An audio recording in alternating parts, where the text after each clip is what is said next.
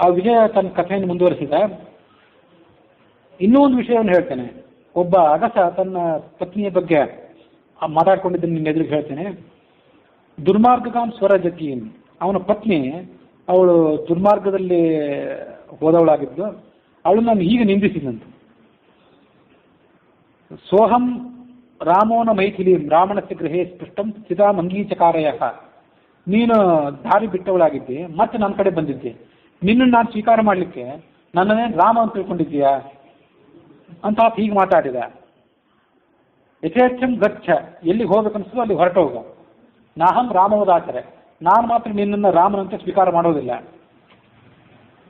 ಹೀಗೆ ಅವರಿಬ್ಬರು ದಾರಿಯಲ್ಲಿ ಮಾತಾಡ್ಕೊಳ್ತಿದ್ವನ್ನು ನಾನು ಕೇಳಿದೆ. ಯತ್ಪಶ್ಯಸಿ ಹಿತಂ ಚಾತ್ರ ಸತ್ಪುರುಷ ರಘುತ್ತಮ, ನಿನಗೆ ಯಾವುದು ಸರಿ ಕಾಣಿಸ್ತದೋ ಅದರಂತೆ ನೀನು ನಡ್ಕೋ ಅಂತ ವಿಜಯ ರಾಮನೆದುರಿಗನ್ನೆಲ್ಲ ವಿಸ್ತಾರವಾಗಿ ಹೇಳಿದ. ರಾಮ ಸುತ್ತಮುತ್ತಲಿದ್ದವ್ರನ್ನ ಕೇಳಿದೆ, ಇದೆಲ್ಲ ಹೌದಾ, ಜನ ಹೀಗೆ ಮಾತಾಡ್ಕೊಂಡಿದ್ದು ಹೌದಾ, ಆ ಅಗಸನ ಕಥೆನೂ ಹೌದಾ ಅಂತ ಕೇಳಿದ. ಅವರೆಲ್ಲ ಹೌದು ಅಂತ ಹೇಳಿದ. ಅವರನ್ನೆಲ್ಲ ಆತ ಕಳಿಸಿಕೊಟ್ಟ. ಲಕ್ಷ್ಮಣನನ್ನು ಕರೆದ. ಲೋಕಾಪವಾದ ಬಂದಿದೆ ಅನ್ನೋ ಒಂದು ಭಯದಿಂದ ಅದನ್ನು ನೆಪವನ್ನಾಗಿಟ್ಕೊಂಡು ನಾನು ಸೀತೆಯನ್ನು ಪರಿತ್ಯಾಗ ಮಾಡಲಿಕ್ಕೆ ನಿರ್ಧಾರ ಮಾಡಿದ್ದೇನೆ. ನಾಳೆ ಬೆಳಿಗ್ಗೆ ಆ ಸೀತೆಯನ್ನು ಕರೆದುಕೊಂಡು ಹೋಗಿ ವಾಲ್ಮೀಕಿ ಆಶ್ರಮಕ್ಕೆ ತೆಗೆದುಕೊಂಡು ಹೋಗಿ ಬಿಡು, ರಥವನ್ನು ವ್ಯವಸ್ಥೆ ಮಾಡುವ. ಇದಕ್ಕೆ ಏನಾದರೂ ಪ್ರತಿಯಾಗಿ ನೀನು ಮಾತಾಡಿದರೆ ನನ್ನನ್ನು ನೀನು ಕೊಂದಂತೆ, ನನ್ನನ್ನೇ ಹತ್ಯೆ ಮಾಡಿದಂತೆ, ಅಣ್ಣನನ್ನು ಹತ್ಯೆ ಮಾಡಿದಷ್ಟು ದೋಷ ನಿನಗೆ, ಅದಕ್ಕೆ ಪ್ರತಿ ಮಾತಾಡಬೇಡ. ಮತ್ತು ಸೀತೆಯನ್ನು ನಾನು ಪರಿತ್ಯಾಗ ಮಾಡಿದ್ದೇನೆ, ಅವಳು ಯಾವುದೋ ಕಾಡು ಪ್ರಾಣಿಗಳಿಗೆ ಆಹಾರಭೂತವಾಗಿ ಬಿಟ್ಟಿದ್ದಾಳೆ ಅಂತನ್ನೋದು ಜನರಿಗೆ ವಿಶ್ವಾಸ ಬರುವಂತಾಗಬೇಕು. ಅದಕ್ಕೆ ನೀನೇನು ಮಾಡಬೇಕು ಅಂತಂದರೆ, ಚಿತ್ವಾ ಸೀತಾ ಭುಜಂ, ಸೀತೆಯ ಭುಜವನ್ನು ಕತ್ತರಿಸಿ ಅದನ್ನು ತೆಗೆದುಕೊಂಡು ಬಾ. ಜನ ಅದನ್ನು ನೋಡಿ ಸೀತೆಯನ್ನು ನಾನು ಪರಿತ್ಯಾಗ ಮಾಡಿದ್ದೇನೆ, ಅವಳು ಯಾವುದೋ ಕಾಡು ಪ್ರಾಣಿಗಳಿಗೆ ಆಹಾರ ಹಾಗೆ ನಾಶ ಆಗಿ ಹೋದ್ಲು ಅಂತ ಜನ ನಂಬುವಂತಾಗಲಿ. ಹೀಗೆ ಲಕ್ಷ್ಮಣನಿಗೆ ಅವನು ಹೇಳಿದ. ಹೇಳಿ ಅವನು ಕೈಕೈ ಕಡೆಗೆ ಹೋದ, ಕೈಕೈಯನ್ನು ಭೇಟಿಯಾಗಬೇಕು ಅಂತ. ಕೈಕೈಯನ್ನು ಭೇಟಿಯಾಗಬೇಕು ಅಂತ ಹೋಗೋಕ್ಕಿಂತ ಮೊದಲು ಕೈಕೈ ಮತ್ತು ಸೀತೆಯರ ನಡುವೆ ನಡೆದಂಥ ಒಂದು ಘಟನೆ ಇತ್ತು, ಅದನ್ನು ವರ್ಣನೆ ಮಾಡ್ತೀವಿ. ಆ ಕೈಕೈ ಮತ್ತು ಸೀತೆಯರ ನಡುವೆ ನಡೆದಂಥ ಘಟನೆ ಆದ ಬಳಿಕನೇ ರಾಮ ಆ ಕೈಕೈಯನ್ನು ಭೇಟಿ ಆಗ್ಲಿಕ್ಕೆ ಹೋಗಿದ್ದ. ಅದೇನೆಂದರೆ, ಕೈಕೈ ಮತ್ತು ಸೀತೆ ಇಬ್ಬರೇ ಇದ್ದಾಗ ಕೈಕೈ ಕೇಳಿದ್ದಂತೆ, ಆ ರಾವಣ ಭಾರಿ ಪರಾಕ್ರಮಿ, ಭಾರಿ ಭಯಂಕರ ಸ್ವರೂಪನಾದವನು ಅಂತ ನಾವು ಕೇಳಿದ್ದೇವೆ, ಅವನನ್ನು ನಾನು ನೋಡಲಿಲ್ಲ, ಅವನ ಚಿತ್ರ ಒಂದು ಸ್ವಲ್ಪ ಬರೆದು ತೋರಿಸು ಅಂತ ಕೇಳಿದ್ವಿ ಕೈಕೈ. ಆಗ ಇವಳೇನಂದು, ನಾನು ಅವನನ್ನು ನೋಡಿಲ್ಲ, ಪಂಚವಟಿಯಲ್ಲಿ ನಾನು ಅವನು ಅಪಹಾರ ಮಾಡುವಾಗ ಅವನ ತದಂಗುಷ್ಠ ದಕ್ಷಿಣ ಪಾದಜ, ಅವನ ಬಲಗಾಲಿನ ಹೆಬ್ಬೆರಳನ್ನು ಮಾತ್ರ ನೋಡಿದ್ದೇನೆ, ಅಷ್ಟು ಬಿಟ್ಟು ಅವನ ಮುಖ ನಾನು ನೋಡಲಿಲ್ಲ ಅಂದು ಸೀತೆ.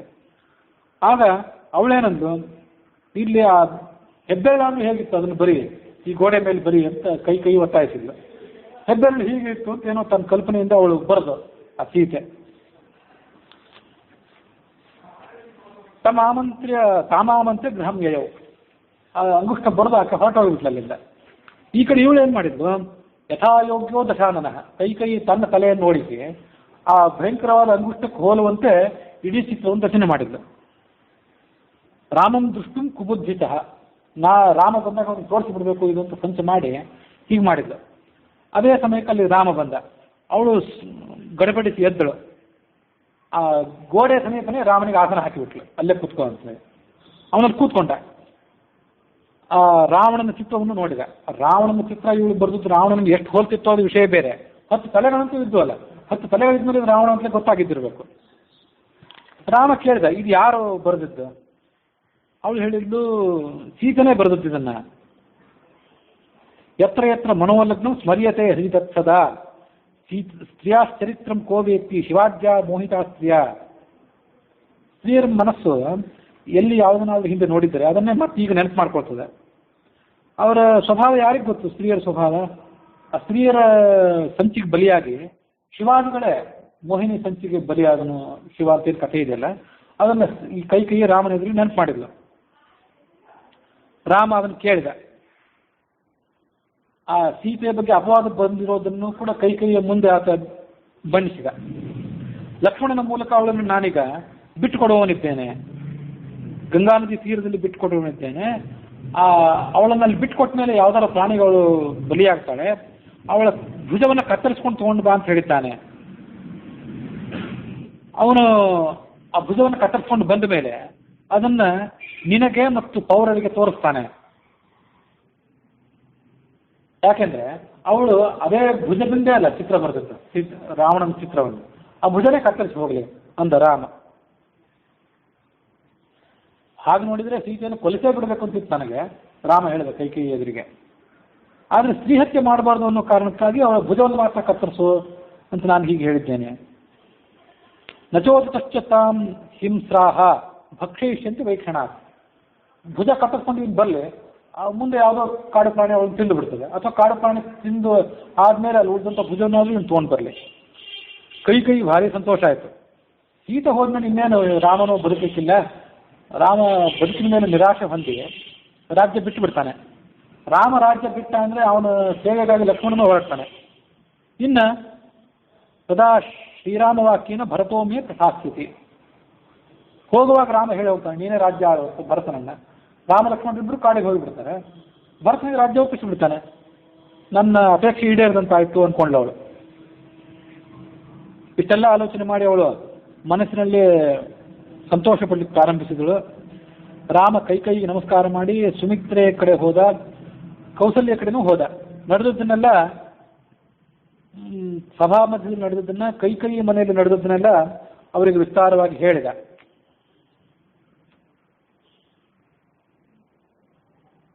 ಮತ್ತೆ ಸುಮಿತ್ರೆಗೆ ಕೌಸಲ್ಯಗೆ ನಮಸ್ಕಾರ ಮಾಡಿ ಆತ ಸೀತೆಯ ಮನೆಗೆ ಹೋದ. ಆ ಸೀತೆ ಕೊಟ್ಟ ಸತ್ಕಾರವನ್ನು ಸ್ವೀಕಾರ ಮಾಡಿ ಕೈ ಮನೆಯಲ್ಲಿ ನಡೆದದ್ದನ್ನೆಲ್ಲ ಹೇಳಿದ. ಆ ಸೀತೆಗೆ ಹೇಳಿದ, ಇಂಥ ಒಂದು ಚಿತ್ರ ಬರೆದದ್ದನ್ನೆಲ್ಲ ಹೇಳಿದ. ಆಗ ಸೀತೆ ಅದಕ್ಕೆ ಸ್ಪಷ್ಟೀಕರಣ ಕೊಟ್ಲು. ನಾನು ಆ ಚಿತ್ರವನ್ನು ಬರೆದಿಲ್ಲ, ಅಂಗುಷ್ಟವನ್ನು ಮಾತ್ರ ನಾನು ಬರೆದೆ, ಅದು ಕೈಯ ಒತ್ತಾಯದ ಮೇರೆಗೆ. ಉಳಿದದ್ದನ್ನೆಲ್ಲ ಅವಳೇ ಧಿಯ ತನ್ನ ಬುದ್ಧಿಯಿಂದ ಬರೆದ್ಲು. ಅದನ್ನ ಕೇಳಿ ರಾಮ ಹೇಳಿದ, ಕೌಟಿಲ್ಯ ಬುದ್ಧಿಂ ಕೈಕಯ್ಯಾಹ ಸಮಗ್ರಾಂ ವೇದ್ಮ್ಯಹಂ ಪ್ರಿಯೆ. ಕೈಕೈಯ ದುರ್ಬುದ್ಧಿ ಅಂತದನ್ನೋದು ನನಗೆ ಗೊತ್ತು, ಅದೇನು ನನಗೆ ಹೊಸದಲ್ಲ. ನಾನು ಅದನ್ನೆಲ್ಲ ಮೊದಲೇ ತಿಳ್ಕೊಂಡಿದ್ದೇನೆ ಅಂತ ತಿಳ್ಕೊಂಡು ಅವಳನ್ನು ಸಮಾಧಾನ ಪಡಿಸಿದೆ.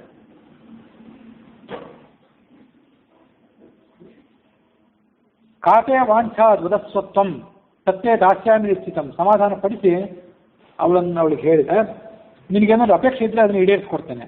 ಅವಳೊಂದು ನಗರವನ್ನು ಬಿಟ್ಟು ಕಾಡಿಗೆ ಹೋಗಿ ಅಲ್ಲಿ ಮುನಿಗಳ ಆಶ್ರಮದಲ್ಲಿ ವಾಸ ಮಾಡಬೇಕು ಅಂತ ಅಪೇಕ್ಷೆ ಇದೆ, ನನ್ನನ್ನು ಕಳಿಸ್ಕೊಡು ಅಂದ್ಲು ಅವಳು. ಹಾಗೆ ಆಗಲಿ, ನಾಳೆ ಲಕ್ಷ್ಮಣ ನಿನ್ನನ್ನು ಕರ್ಕೊಂಡು ಹೋಗ್ತಾನೆ ಅಂತ ಅವನು ಹೇಳಿದ. ಪುನಃ ಪ್ರಾಹ ರಘುಶ್ರೇಷ್ಠ ಸೀತೇತೆ ಕ್ರೀಡನಾದಿಭಿಃ ಜಪಧ್ಯಾನಾದಿಕಂ ಸರ್ವಂ ವಿಸ್ಮೃತಂ ಯನ್ಮಯಾ ಪುರ ತತ್ಕರೋಂ ಮಧುರಾ ಸೀತೆ. ಕಾಡಿನಲ್ಲಿ ನಾವು ಬಹಳ ಕಷ್ಟಪಟ್ಟಿದ್ವಿ, ವನವಾಸ ಮುಗಿಸ್ಕೊಂಡು ಬಂದ ಮೇಲೆ ನಿನ್ನ ಜೊತೆಗೆ ನಾನು ವಿಹಾರ ಮಾಡಲಿಕ್ಕೆ ಪ್ರಾರಂಭ ಮಾಡಿದೆ. ಈ ನಡುವೆ ಜಪಾಧ್ಯಾನ ಎಲ್ಲ ಮರ್ತೇ ಬಿಟ್ಟಿದ್ದೆ. ಕೆಲವು ಕಾಲ ನೀನು ನನ್ನಿಂದ ದೂರ ಇರು, ಜಪಾಧ್ಯಾನ ಎಲ್ಲ ಬೇಕಾದಷ್ಟು ಪ್ರಮಾಣದಲ್ಲಿ ಮಾಡ್ತೇನೆ ಅಂತ ಹೇಳಿ ಅವಳನ್ನ ಸಮಾಧಾನ ಪಡಿಸಿದ. ಸೀತೆ ಆಲೋಚನೆ ಮಾಡಿಲ್ಲ. ಯತ್ರ ಮಾತಾಪಿತಾ ಮಮ ಕಿಮ್ಮಾಂ ನ್ಯೂನಂ ಹಿ ತತ್ರಾಸ್ತಿ ತತ್ಕಿಂಚಿದ್ ವಸ್ತ್ವಾದಿಕಂ ಸಹ. ನಾನು ಕೆಲವು ವಸ್ತ್ರ ಆಭರಣಾದಿಗಳನ್ನೆಲ್ಲ ಇಲ್ಲಿಂದನೇ ಕರ್ಕೊಂಡು ಹೋಗ್ತೇನೆ, ಯಾರೊಬ್ಬ ಸಖಿಯನ್ನ ನನ್ನ ಜೊತೆ ಕರ್ಕೊಂಡು ಹೋಗ್ತೀನಿ ಅಂತ ಅವಳು ಆಲೋಚನೆ ಮಾಡಿದ್ಲು.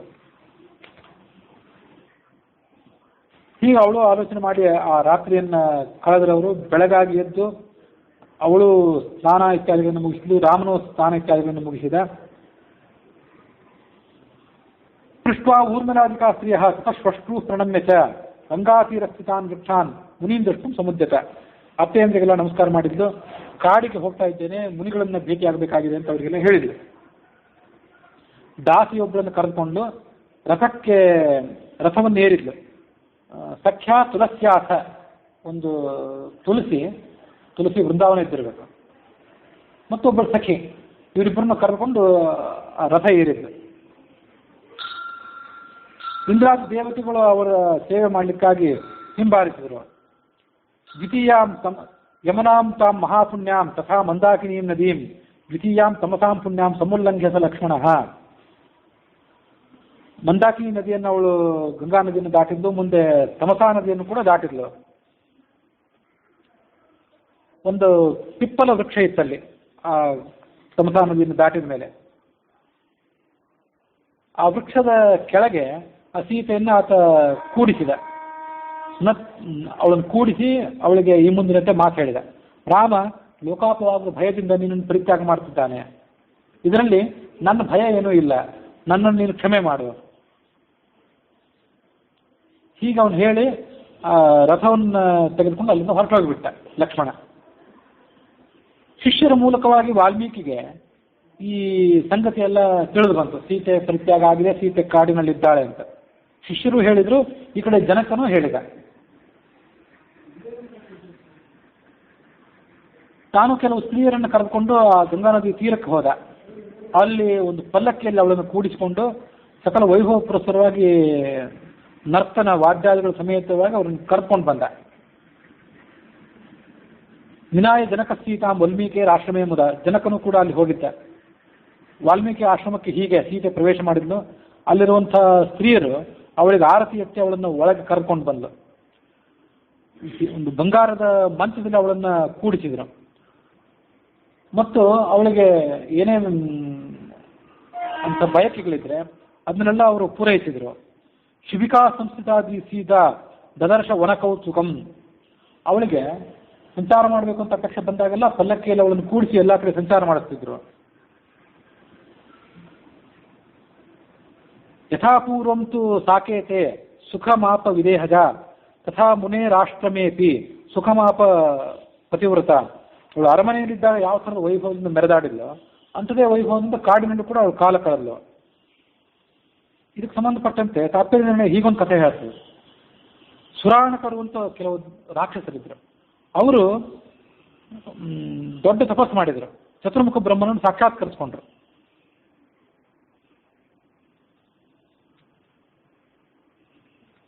ನಾವು ಬಹಳಷ್ಟು ಪಾಪ ಮಾಡಿದ್ದೇವೆ ರಾಕ್ಷಸರು ನಾವು ಸ್ವಭಾವತಃ, ಆದರೂ ಮುಕ್ತಿ ಹೊಂದಬೇಕಾಗಿದೆ ನಮಗೆ, ಇಂಥದೊಂದು ಅಪೇಕ್ಷೆ ಇದೆ ಅಂದ್ರೆ ಅವರು. ಆಗ ಬ್ರಹ್ಮ ಅಂತ, ಹಾಗಾದ್ರೆ ನೀವು ಸುಲಭವಾಗಿ ಮುಕ್ತಿ ಸಿಗಬೇಕು ಅಂತಿದ್ರೆ ನಿಮಗೊಂದು ದಾರಿ ಹೇಳ್ತೇನೆ, ಬಹಳ ಸುಲಭವಾದ ದಾರಿ ಅದು, ಆ ದಾರಿಯಲ್ಲಿ ಹೋಗಿ ಮುಕ್ತಿ ಸಿಗ್ತದೆ. ಅದೇನೆಂದರೆ ನಾರಾಯಣನನ್ನ ಲಕ್ಷ್ಮಿಯಿಂದ ಬೇರ್ಪಡಿಸ್ಬೇಕು. ಅದನ್ನೇನಾದರೂ ಮಾಡಿ ಪ್ರಯತ್ನ ಮಾಡಿ ನಿಮ್ಗೆ ಆ ಕೆಲಸ ಆಗಿತ್ತು ಅಂದ.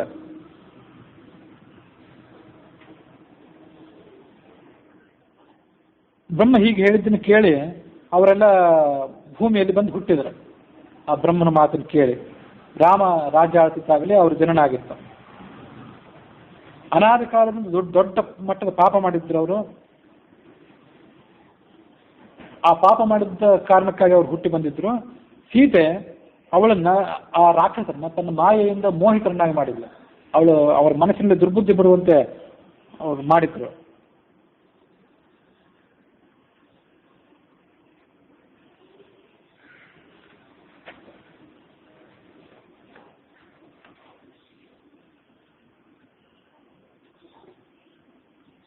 ಸೀತಾರಾಮರಿಬ್ಬರು ಲಕ್ಷ್ಮೀನಾರಾಯಣರು ಅನ್ನುವಂಥ ಜ್ಞಾನ ಅವ್ರಿಗಿತ್ತಂತೆ ಮೊದಲು.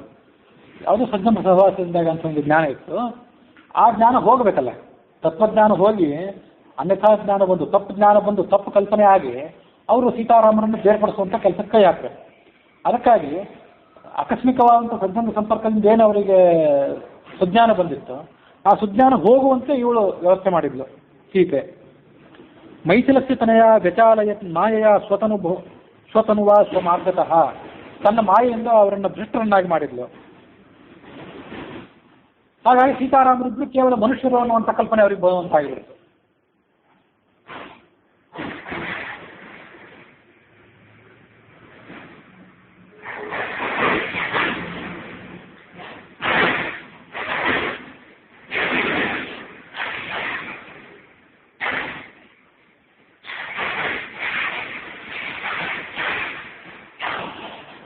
ಅದಕ್ಕಾಗಿ ಸೀತಾರಾಮರಿಬ್ಬರು ಕೇವಲ ಮನುಷ್ಯ ಮಾತ್ರರು ಅನ್ನುವಂಥ ಕಲ್ಪನೆ ಅವರಿಗೆ ಬಂದ ಮೇಲೆ ಮುಂದೆ ಅವ್ರು ಏನು ಮಾಡಿದರು, ಸೀತೆ ಶೀಲಭ್ರಷ್ಟಳು ಅಂಥವಳನ್ನು ರಾಮ ಹೇಗೆ ಕರ್ಕೊಂಡು ಬಂದ ಅರಮನೆಗೆ ಅನ್ನುವಂಥ ಹಗುರವಾದ ಮಾತನ್ನು ಸೀತಾರಾಮರ ಬಗ್ಗೆ ಅವರು ಮಾತಾಡಲಿಕ್ಕೆ ಅನುಕೂಲ ಆಯಿತು. ತತ್ವಜ್ಞಾನ ಇರೋ ತನಕ ಮಾತಾಡ್ಲಿಕ್ಕೆ ಸಾಧ್ಯ ಆಗ್ತಿರ್ಲಿಲ್ಲ. ತತ್ವಜ್ಞಾನದಿಂದ ಅವ್ರು ಚ್ಯುತರಾಗ್ಕೊಳ್ಳಿ ಇಂಥ ಮಾತು ಅವ್ರ ಬಾಯಿಂದ ಹೊರಹೊಮ್ಮಿತು. ಅನೇಕ ಬಾರಿ ಅವರು ನಿಂದನೆ ಮಾಡಿದರು. ರಾವಣನಿಂದ ಹೊರಟುವಂಥ ಸೀತೆನ ಮತ್ತೆ ಅರಮನೆ ಕರ್ಕೊಂಡು ಬಂದ, ಅದರ ಬಗ್ಗೆ ಆತ ಎರಡನ್ನ ಆಲೋಚನೆ ಮಾಡಲೇ ಇಲ್ಲ, ಹೀಗೆ ಹೇಗೆ ಮಾಡಿದ ಅಂತ ಅವರೆಲ್ಲ ಹಗುರವಾಗಿ ಮಾತಾಡಲಿಕ್ಕೆ ಪ್ರಾರಂಭ ಮಾಡಿದರು ಜನರ ನಡುವೆ.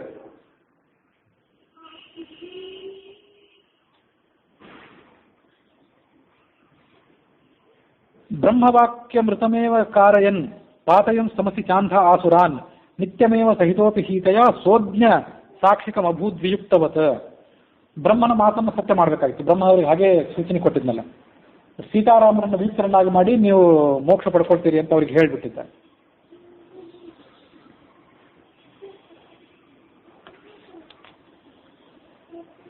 ಅದರಂತೆ ಅವರ ಮಾತಿಗೆ ಅವರಿಗೆ ದುರ್ಗತಿ ಸಿಗಬೇಕಾಗಿತ್ತು ಮತ್ತು ಬ್ರಹ್ಮನ ಮಾತು ಸತ್ಯ ಆಗಬೇಕಾಗಿತ್ತು.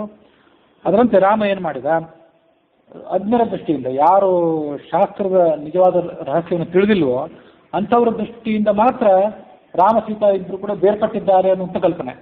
ಆ ಕಲ್ಪನೆ ಅವ್ರಿಗೆ ಜನರಿಗೆ ಬರುವಂತೆ ಮಾಡಿದ ರಾಮ.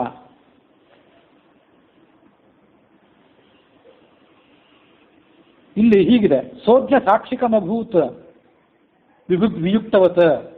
ಕೆಲವು ಕಡೆ ಅಗ್ನಿ ಸಾಕ್ಷಿಕಂ ಅಂತ ಹೇಳ್ತಾರೆ. ಅಗ್ನಿಯ ಮುಂದೆನೆ ಆ ಥರ ಮಾಡಿದ ಅಂತ. ಅಗ್ನಿ ಎದುರಿಗೆ ನಿಂತ್ಕೊಂಡು ಅವಳನ್ನು ಪರಿತ್ಯಾಗ ಮಾಡಿದ. ಅಗ್ನಿ ಎದುರು ನಿಂತ್ಕೊಂಡು ಅವಳನ್ನು ಪರಿತ್ಯಾಗ ಮಾಡ್ಲಿಕ್ಕೆ ಕಾರಣ ಏನು ಅಂದ್ರೆ, ಈ ಆನಂದ ರಾಮಾಯಣಲ್ಲಿ ಹೇಳ್ತಲ್ಲ, ಆ ಸೀತೆಯಲ್ಲಿ ಸಾತ್ವಿಕ ರೂಪ ಒಂದು ರಾಜಸ ರೂಪ ಒಂದು ಬೇರೆ ಇತ್ತು. ಸಾತ್ವಿಕ ರೂಪವನ್ನು ಅಗ್ನಿ ಎದುರಿಗೆ ತನ್ನಲ್ಲಿ ಸೇರಿಸ್ಕೊಂಡ, ರಾಜಸ ರೂಪವನ್ನು ಹಾಗೆ ಅರಮನೆಯಲ್ಲಿ ಇಟ್ಟಿದ್ದ. ಅದು ಅಗ್ನಿ ಸಾಕ್ಷಿಕಂ. ಕೆಲವು ಕಡೆ ಅಜ್ಞ ಸಾಕ್ಷಿಕಂ ಅಂತ ಪಾಠ ಇದೆ. ಅಜ್ಞಾನಿಗಳಿಗೆ ಹಾಗೆ ತೋರಿಕೆ ಬರುವಂತೆ ವ್ಯವಹಾರ ಮಾಡಿದ. ಅಗ್ನಿ ಸಾಕ್ಷಿಕಂ ಅಂತ ಮತ್ತೊಂದು ಪಾಠ. ಇದರ ಮೂಲಕವಾಗಿ ಆ ಸುರಾಣಕರು ಅಂಧನ್ ತಮಸ್ಸನ್ನು ಹೊಂದಿಬಿಟ್ರು. ಇಂಥ ದುರ್ವ್ಯಾಪಾರವನ್ನು ಮಾಡಿದ್ರಿಂದ ರಾಮ ಸೀತೆಯನ್ನು ಯಜ್ಞಶಾಲೆಗೆ ಕರೆಸಿಕೊಂಡ. ಲೋಕದ ದೃಷ್ಟಿಯಿಂದ ಸೀತಾರಾಮರ ವಿಯೋಗಕ್ಕೆ ಅವರು ಕಾರಣರಾದ್ರಲ್ಲ ರಾಕ್ಷಸರು. ಹಾಗಾಗಿ ಅವರು ಮೋಕ್ಷದ ಮಾರ್ಗಕ್ಕೆ ಹೋಗ್ಲಿಕ್ಕೆ ಅಡಚಣೆ ಆಯಿತು. ಅಂಧನ್ ತಮಸ್ಸಿಗೆ ಹೋದ್ರು ಅವರು. ಬ್ರಹ್ಮನ ವರನು ಕೂಡ ಸತ್ಯ ಆಯಿತು.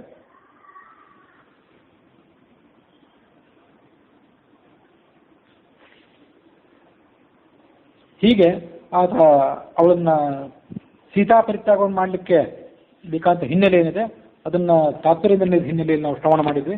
ಅಲ್ಲಿಗೆ ಇವತ್ತಿನ ಕಥೆ ಮುಕ್ತಾಯ ಆಗಿದೆ.